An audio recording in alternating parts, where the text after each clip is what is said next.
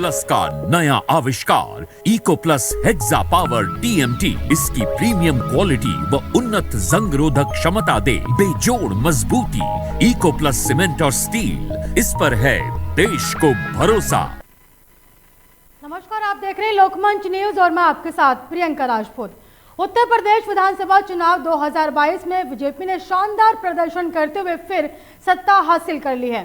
BJP गठबंधन को 273 सीटें मिली, तो जिसमें बीजेपी ने 255, निषाद पार्टी ने 6 और अपना दल ने 12 सीटें हासिल की।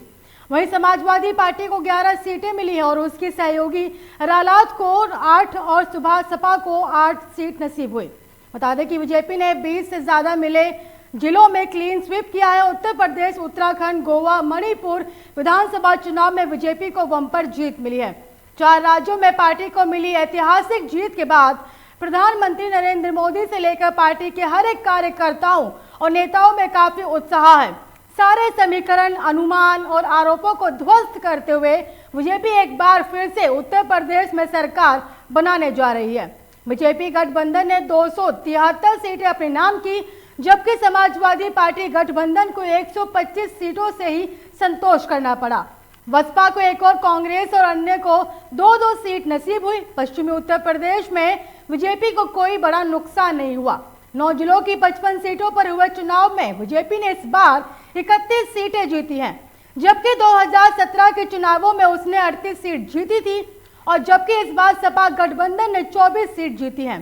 पिछले चुनाव में ये संख्या सिर्फ 15 थी। कहा जा रहा था कि किसान आंदोलन के कारण बीजेपी को पश्चिमी उत्तर प्रदेश में नाराजगी झेलनी पड़ सकती है, लेकिन किसी भी सीट पर कोई बड़ा मुद्दा मुखर होकर सामने नहीं आया। ध्रुवीकरण, सुरक्षा, कानून व्यवस्था, केंद्र और राज्य की योजनाओं पर लोगों ने वोट डाला। हालांकि कुछ सीटों पर विधायकों से स्थानीय लोगों की नाराजगी दिखी और चुनाव में मुस्लिम जाट समीकरण के कारण कड़ा मुकाबला देखने को मिला। हालांकि बीजेपी को मेरठ और मुरादाबाद, बरेली और सहारनपुर मंडल में नुकसान उठाना पड़ा और बरेली की बहेड़ी सीट से राजस्व राज्य मंत्री छत्रपाल गंगवार अपनी सीट नहीं बचा पाए, तो रामपुर के बिलासपुर से राज्य मंत्री बलदेव सिंह औलख भी केवल 307 वोटों से ही जीते। मुरादाबाद शहर में रितेश गुप्ता तमाम उठापटक के बाद सिर्फ 782 वोटों से जीत पाए। वहीं रामपुर में आजम खान का जलवा कायम रहा और उनके बेटे अब्दुल्ला आजम खान ने भी जीत हासिल की। इसी पर तमाम जानकारी के साथ हमारे संवाददाता निखिल रस्तोगी लखनऊ से लाइव जुड़े हुए हैं। निखिल, सारे समीकरण, अनुमान और आरोपों को ध्वस्त करते हुए बीजेपी एक बार फिर से उत्तर प्रदेश में सरकार बनाने जा रही है, क्या माहौल देखने को मिल रहा है?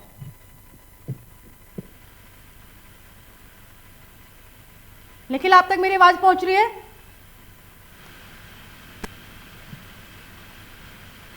निखिल, मेरा सवाल यह था कि सारे समीकरण, अनुमान और आरोपों को ध्वस्त करते हुए एक बार फिर से बीजेपी उत्तर प्रदेश में सरकार बनाने जा रही है।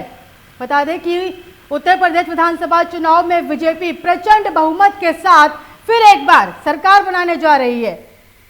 बता दें कि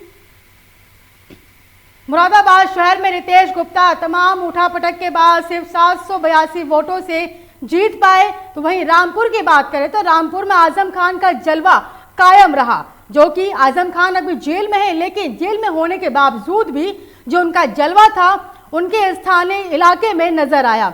और तो वहीं बता दें कि उनके बेटे अब्दुल्ला आजम खान ने भी जीत हासिल की और बीजेपी ने बरेली में इस बार 7 सीटें, तो बदायूं में 3 और शाहजहांपुर में सभी 6 सीट जीत ली हैं। वहीं बात करेंगे सहारनपुर की, तो सहारनपुर, मेरठ और मुरादाबाद मंडल की 71 सीटों में से पिछली बार बीजेपी 51 सीट जीती थी। बाकी 20 सीट विपक्ष को भी मिली, लेकिन इस बार 31 सीटें विपक्ष ने जीती हैं, जबकि बीजेपी के हिस्से में सिर्फ 40 सीटें आई। सबसे ज्यादा मुरादाबाद मंडल में सपा रालोद गठबंधन ने 17 सीटें जीती। वहीं इस गठबंधन में सहारनपुर में 900, बता दें कि 9 और मेरठ मंडल में 5 सीटें जीती हैं। बता दें कि फिर एक बार उत्तर प्रदेश में बीजेपी की सरकार बनने जा रही है, तो वहीं पर प्रचंड बहुमत के बाद जो बीजेपी के कार्यकर्ता हैं वो काफी उत्साह में दिखाई दे रहे हैं। तो वहीं पर कई जगहों पर जो बीजेपी प्रत्याशी हैं उनका स्वागत किया जा रहा है। इसी पर तमाम जानकारी के साथ हमारे संवाददाता निखिल रस्तोगी लखनऊ से लाइव जुड़े हैं। निखिल, सारे समीकरण, अनुमान और आरोपों को ध्वस्त करते हुए फिर एक बार बीजेपी उत्तर प्रदेश में सरकार बनाने जा रही है, क्या कुछ माहौल देखने को मिल रहा है अब? जी आप बात कर राजधानी लखनऊ की या पूरे उत्तर प्रदेश की बात करें तो कहीं ना कहीं बीजेपी दोबारा सत्ता में आ चुकी है और 273 से भारी मतों से विजयी हुई है। लेकिन बात करें विधानसभा चुनाव में जिस तरह से समाजवादी पार्टी की जमीनी स्तर पर बात करी जा रही थी कि वो भारी मतों से अपने को विजयी घोषित करेगी, लेकिन सारे वादे उनके जमीनी स्तर पे खोखले दिखाई नजर पड़ रहे हैं। लेकिन जिस तरह से समाजवादी पार्टी पिछली बार 44 से 55 सीटों पे आई थी, लेकिन इस बार कहीं ना कहीं उनकी सीटें काफी मात्रा में बढ़ी हैं, 125 सीटें बढ़ी हैं। लेकिन लखनऊ की बात करें तो लखनऊ में कहीं ना कहीं 9 सीटें हैं, 9 सीटों पे समाजवादी पार्टी और बीजेपी में काफी टक्कर देखने को मिली थी, जिसमें से 60 सीटें बीजेपी जीत पाई है और 2 सीटें कहीं ना कहीं वो बीजेपी खो दिया है। जिसमें मध्य की बात करें तो रजनीश गुप्ता और रविदास मल्होत्रा के बीच में कांटे की टक्कर देखने को मिली थी। वहीं बात करें बक्सी तालाब की सीट की तो कहीं ना कहीं पूजा शुक्ला और नीरज बोरा में टक्कर काफी देखने को मिली थी। हालांकि आखिरी में कहीं ना कहीं पूजा शुक्ला हारती हुई नजर आई और नीरज बोरा जीत गए हैं। जी निखिल, थोड़ा आंकड़ा बताएंगे लखनऊ के बारे में, कितनी सीटों पर बीजेपी ने जीत हासिल की, कितने पे सपा पे, कितना बसपा है? जी आप बताते चले, लखनऊ में कहीं ना कहीं 9 सीटें हैं और 9 सीटों पे 7 सीटें भाजपा ने जीती है और 2 सीटें समाजवादी पार्टी के खाते में आई है। लेकिन जिस तरह से समाजवादी पार्टी लगातार जमीनी स्तर पर लड़ती हुई नजर आई तो कहीं उनके सारे वादे पीछे होते हुए नजर आ रहे हैं। हालांकि अखिलेश यादव इस समय अपने समाजवादी पार्टी कार्यालय में मौजूद है और कहीं एक मीटिंग कर रहे हैं। अब देखने वाली बात यह होगी उस मीटिंग में क्या निर्णय निकल के आता है। हार पे कहीं ना कहीं चर्चा होने की बात कही जा रही है कि किस तरह से उत्तर प्रदेश में जो सरकार समाजवादी पार्टी हारी है उन्हीं सब चीजों को लेकर चर्चा की जा रही है। जी बिल्कुल, जो अखिलेश यादव है उन्होंने अपनी हार को स्वीकार करते हुए एक बयान जारी किया कि जो जनादेश आए हम इसको स्वीकार करते हैं।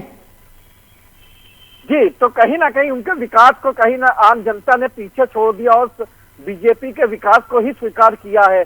लेकिन जिस तरह से समाजवादी पार्टी लगातार लड़ती हुई नजर आई थी, सीटों के मामले की बात करें तो 125 सीटों पे समाजवादी पार्टी सिमट गई है। और बसपा की बात करें तो बसपा कहीं ना कहीं लगातार सतीश चंद्र मिश्रा कह रहे थे कि हम बहुमत से साथ आएंगे, तो बहुमत की तो बात को छोड़िए, एक ही सीट वो जीत पाए हैं।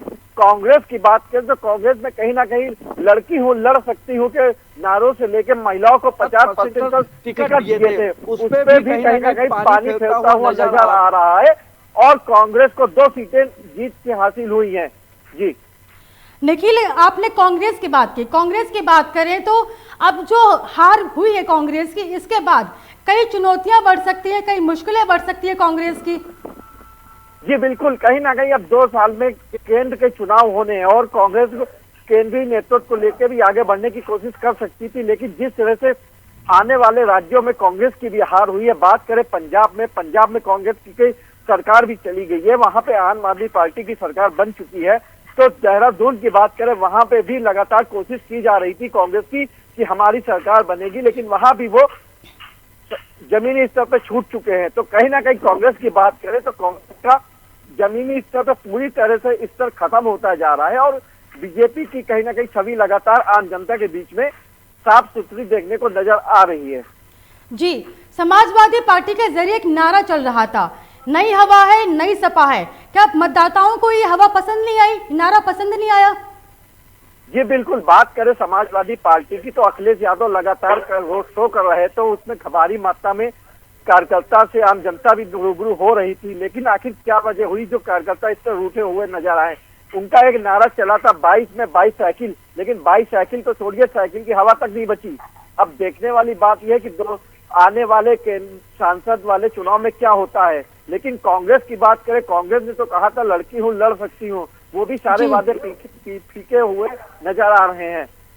बसपा की बात करें तो बसपा लगातार जमीनी स्तर पे कोशिश कर रही थी कि हमारी सीटें आएंगी, हम दलित के पक्ष में बात करते हैं, लेकिन वो भी सब पीछे होते हुए नजर आ रहा है।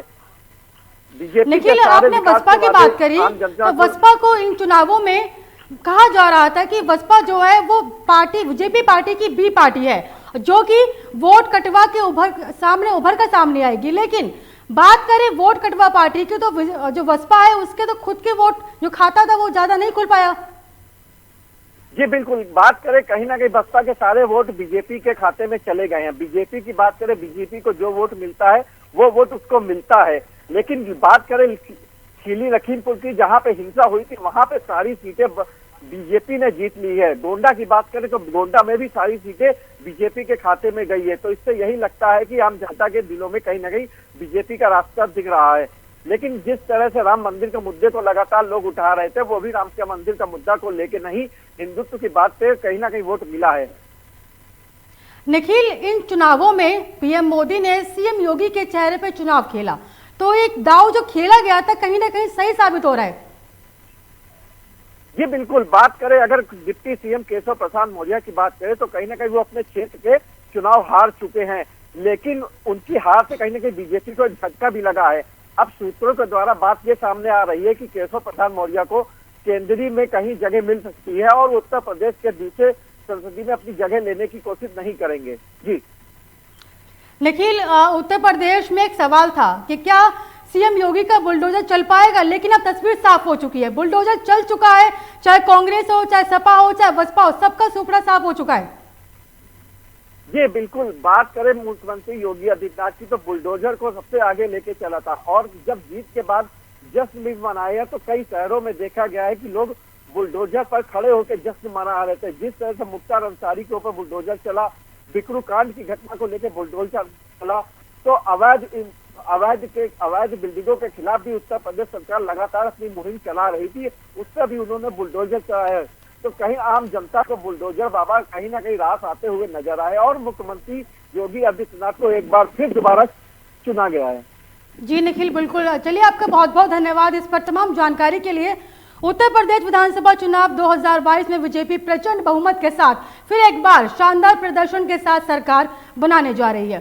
फिलहाल मुझे दीजिए इजाजत और देखते रहिए लोकमंच न्यूज।